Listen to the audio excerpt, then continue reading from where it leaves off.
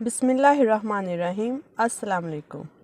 حضرت محمد صلی اللہ علیہ وآلہ وسلم اللہ تعالیٰ کے آخری رسول ہیں۔ اللہ تعالیٰ نے حضرت محمد صلی اللہ علیہ وآلہ وسلم پر نبوت کا سلسلہ ختم کر دیا ہے اور اب کوئی نیا نبی نہیں آئے گا۔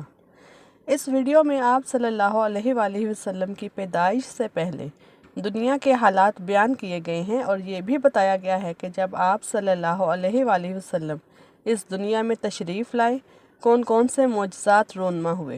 تو ویڈیو کو سکپ کیے بغیر اینڈ تک ضرور دیکھیے گا۔ آپ صلی اللہ علیہ وآلہ وسلم کی پیدائش سے پہلے قحط سالی اور فقر و افلاس عرب میں عام تھا، مگر جب یہ سنہرا سال آیا تو تمام مصیبتیں ختم ہو گئیں اور ہر طرف سرسبز و شادابی نمایاں ہو گئی اور دنیا کی کایا پلٹ گئی۔ درخت ہرے بھرے ہو کر پھلوں کے بوجھ سے سر جھکا کر کھڑے ہو گئے۔ جب آپ صلی اللہ علیہ وآلہ وسلم پیدا ہوئے تو آپ ختنہ شدہ تھے۔ جب حضرت عبدالمطلب نے اپنا پوتا ختنہ شدہ اور ناف جو کٹی ہوئی تھی اس حالت میں پایا تو بہت خوش ہوئے اور فرمایا، میرا یہ بیٹا نرالی اور بڑی شان والا ہوگا۔ اور جب آپ صلی اللہ علیہ وآلہ وسلم پیدا ہوئے تو اپنے ہاتھوں پر جھکے ہوئے تھے اور سر آسمان کی جانب اٹھائے ہوئے تھے، گویا پیدا ہوتے ہی سجدہ ریز ہو گئے۔ حضرت صلی اللہ علیہ وآلہ وسلم کی ولادت کے دن اور وقت میں بھی بہت اختلاف ہے کہ رات کے وقت ہوئی یا روز روشن کو۔ اگر دن میں ہوئی تو دن کے کون سے وقت میں ہوئی۔ اسی طرح پیدائش کے دن، مہینے اور سال میں بھی اختلاف ہے اور جائے پیدائش کے متعلق بھی اختلاف ہے۔ تو ایک روایت میں ہے کہ آپ صلی اللہ علیہ وآلہ وسلم پیر کے روز پیدا ہوئے، اور یہ قول اتنا موقد ہے کہ بعض محققین نے تو یہاں تک کہہ دیا کہ پیر کے متعلق کوئی اختلاف نہیں، بلکہ جو یہ کہتا ہے کہ آپ صلی اللہ علیہ وآلہ وسلم جمعے کے دن پیدا ہوئے تو خدا کی قسم وہ غلطی پر ہے۔ حضور اکرم صلی اللہ علیہ وآلہ وسلم جب اپنی والدہ کے شکم اطہر میں آئے تب بھی تمام بت گرے تھے، اور جب آپ صلی اللہ علیہ وآلہ وسلم نے جنم لیا تب بھی تمام بت گر گئے تھے۔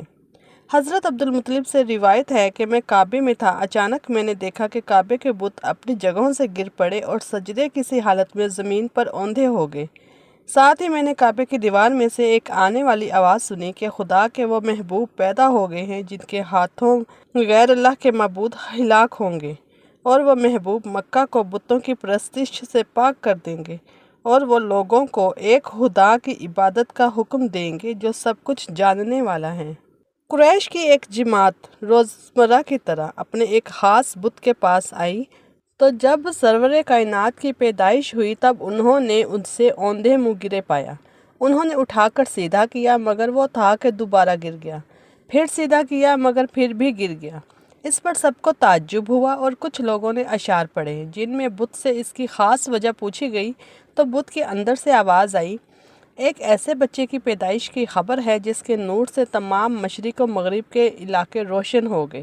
اور جب آپ صلی اللہ علیہ وآلہ وسلم پیدا ہوئے تو اس رات کعبہ میں زلزلہ آیا جو 3 دن اور 3 رات تک رہا، جس کو قریش نے بھی دیکھا۔ یہ اس بات کی علامت تھی کہ اب خدا کا گھر خدا کے لیے خالی ہونے کا وقت آ گیا ہے۔ اسی طرح آپ صلی اللہ علیہ وآلہ وسلم کی مبارک پیدائش پر دنیا کی عظیم مملکت فارس ایران کے بادشاہ کے زبردست مضبوط محل کے اندر شگاف پڑ گئے اور وہ زلزلے کی زد میں آ گیا اور اس کے 14 ستون گر پڑے۔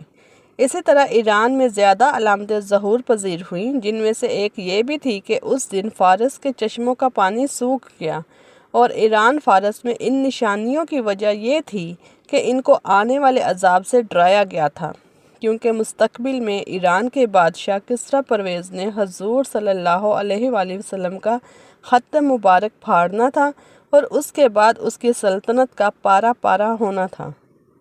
حضرت اکرمہ سے روایت ہے، جب آپ صلی اللہ علیہ وآلہ وسلم پیدا ہوئے تو شیطان نے ستاروں کو گرتے دیکھا تو اس نے اپنے لشکر سے کہا، اس رات کوئی ایسا بچہ پیدا ہوا ہے جو ہماری محنتوں پر پانی پھیر دے گا۔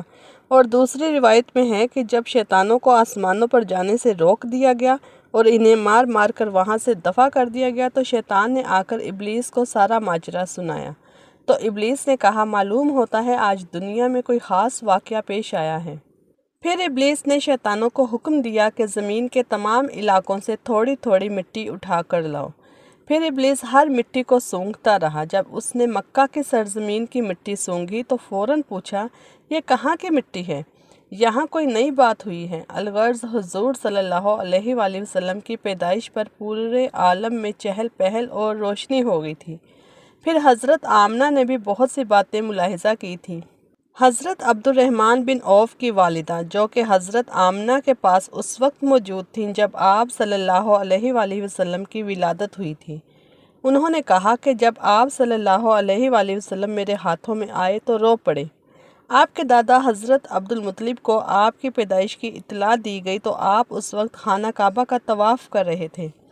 اطلاع ملنے پر گھر آئے، بچے کو گود میں لیا تو حضرت آمنہ نے کہا، یہ بچہ عجیب ہے۔ جب پیدا ہوا تو سجدے کی حالت میں تھا، مٹھی بند تھی اور شہادت کی انگلی آسمان کی طرف اٹھی ہوئی تھی، گویا خدا کی وحدانیت کا اقرار کر رہے ہیں۔ حضرت عبد المطلب آپ صلی اللہ علیہ وآلہ وسلم کو گود میں لے کر کعبہ میں لے آئے اور طواف کیا اور اللہ سے دعا کی اور اس کا شکر بجا لائے، اور واپس آ کر آپ صلی اللہ علیہ وآلہ وسلم کو آپ کی والدہ کے سپرد کر دیا۔ آپ صلی اللہ علیہ وآلہ وسلم کو ایک برتن سے ڈھانپا گیا، لیکن وہ برتن ٹوٹ کر آپ کے اوپر سے ہٹ گیا۔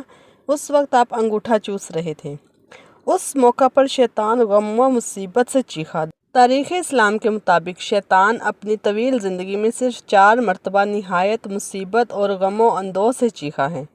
پہلی مرتبہ تب چیخا جب اللہ نے اس کو اپنی عالی بارگاہ سے نکال دیا اور ملعون کر دیا۔ دوسری مرتبہ تب چیخا جب اس کو آسمان سے زمین پر اتارا گیا۔ تیسری مرتبہ غم و مصیبت سے تب چیخا جب حضور اقدس صلی اللہ علیہ وآلہ وسلم پیدا ہوئے، اور چوتھی مرتبہ تب چیخا جب آپ صلی اللہ علیہ وآلہ وسلم پر سورۃ فاتحہ نازل ہوئی۔ آپ صلی اللہ علیہ وآلہ وسلم کے دادا نے آپ کا نام محمد رکھا اور والدہ ماجدہ حضرت آمنہ نے آپ کا نام احمد رکھا۔ آپ کی پیدائش سے پہلے ہی آپ کے والد، جن کا نام عبداللہ تھا، فوت ہو گئے تھے۔ جب حضرت عبد المطلب نے آپ صلی اللہ علیہ وآلہ وسلم کو آپ کی والدہ حضرت آمنہ کے سپرد کیا تو وہ دودھ پلانے کی خدمت کے متعلق غور و فکر فرمانے لگی۔